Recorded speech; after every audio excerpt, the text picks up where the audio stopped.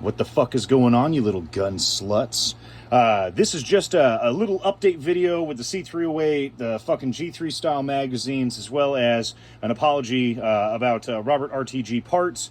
In my last video covering the Choate stock, I mentioned that with my stock, I didn't get the spacer and elongated fastener or screws that should have came with it.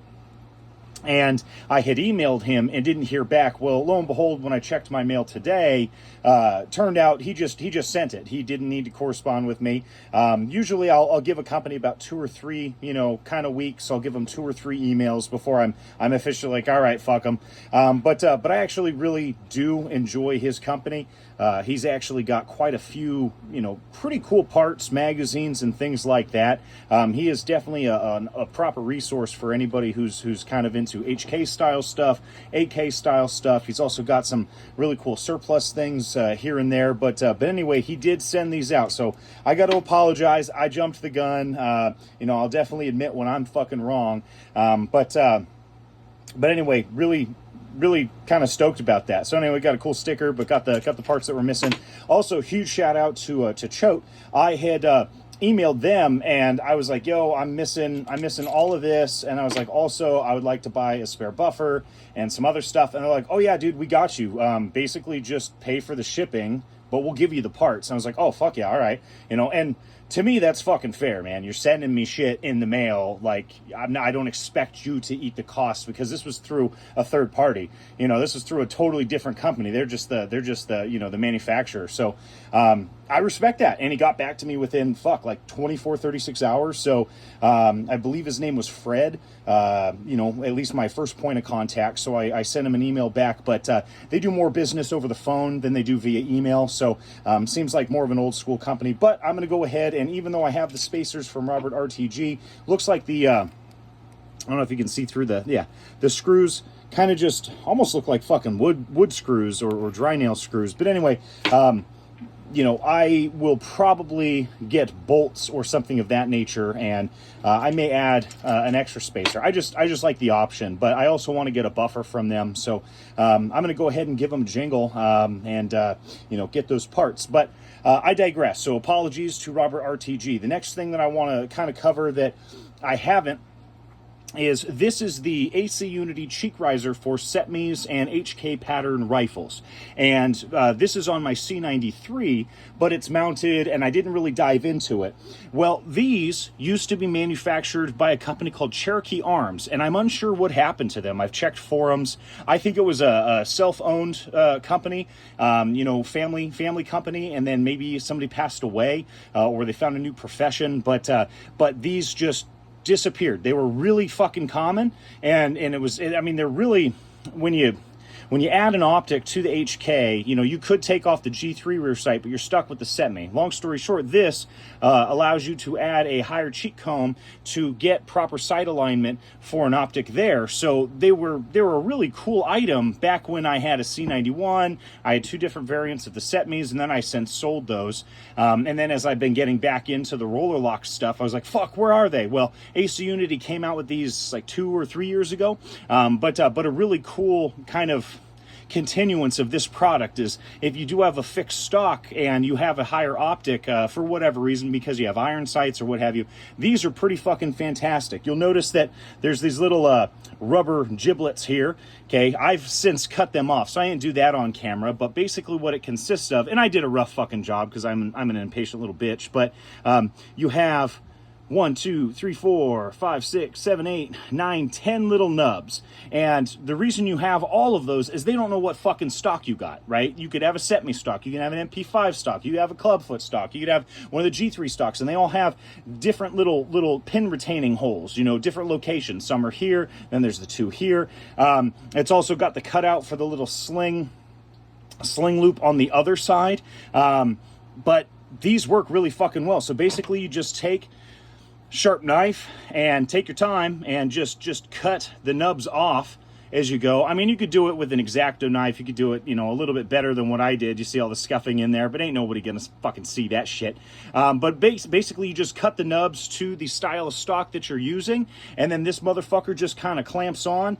These little pegs go into the pin retaining holes, and this is where you may have those fucking, you know, retards out there bitching, well, where am I gonna put my my pins when I take out my stock? I have no idea where I could put pins.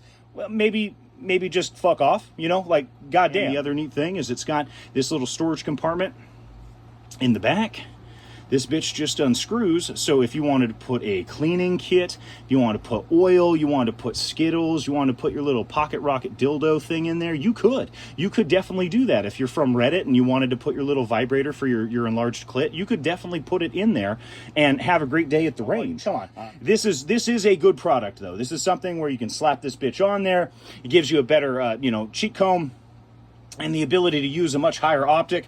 I find these to be very fucking comfortable. It's not like this shit smells or rubs off onto your skin, you know, but same kind of, I mean, from the old Cherokee Arms cheek riser that I used to own to this, very fucking similar. It's this kind of rubbery texture, very stout rubber. So when this does grip on with those little pin retaining holes, for the most part, it's not really going anywhere. I mean, yeah, if you like really slap it off, sure, it's going to come off, but use some common motherfucking sense. I can't fucking, hold your hand through all of that shit.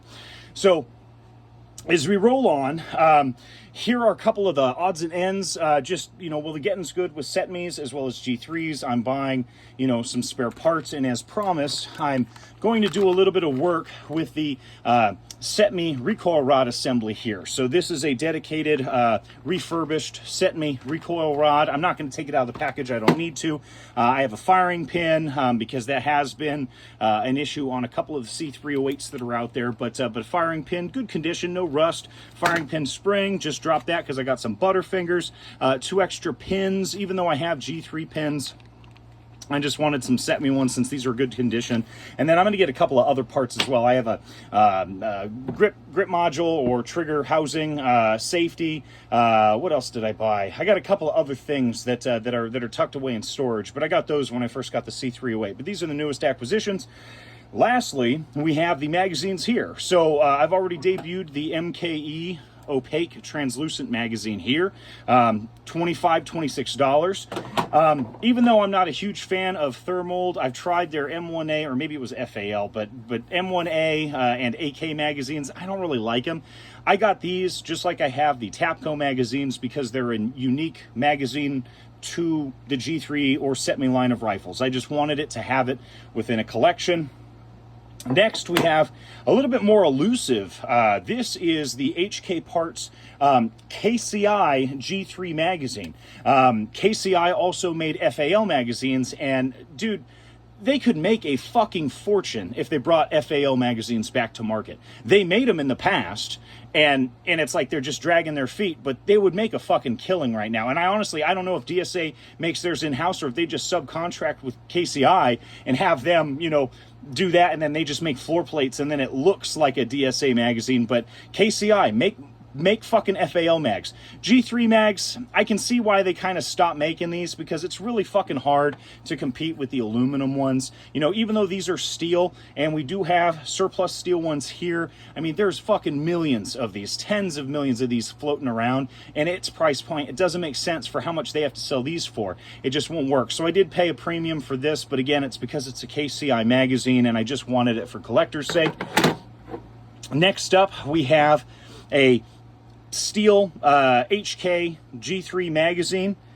This one has a little bit of light surface rust. I'm going to go ahead and not refinish this, but oil it down, put it back in a storage bag. But I just wanted to have one. Obviously, you guys are familiar with the aluminum G3 style magazines. Again, well, the getting's good. Just fucking buy these, dude. I missed the window when I was younger. I had boxes and boxes of these when they were 99 cents, all brand new condition, some still in wrapper. Go out and do that. Fucking buy these while you still can.